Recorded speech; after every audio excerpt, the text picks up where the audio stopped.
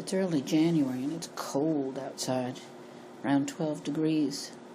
It snowed last night, and the snow and the ice remind me of my winters in my childhood and the sheer joy of playing outside. It all started when we would get dressed into many layers.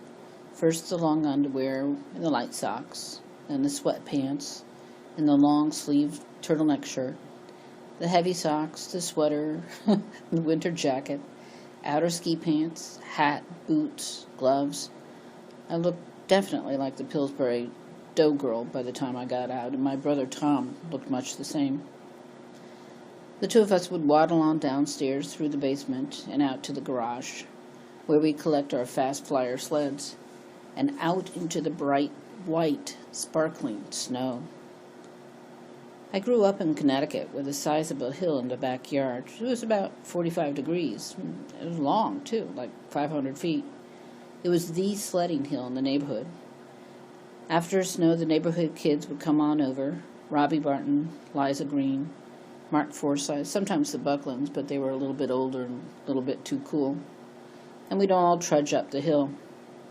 We had ratings for the sled runs. A good run was defined by you made it down the hill at a decent speed and you curved your sled to the right, where you were safe and happy that the run had been good.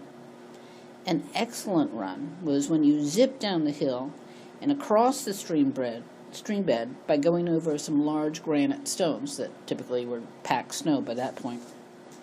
A bad run was pretty self-evident. You ran into the bramble bush down at the bottom left side of the hill.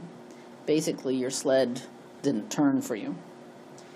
We'd be out there for hours, along with Bucky, our Springer Spaniel, dog who would go up and down the hill with his ears flying, running after us as we sled down the hill.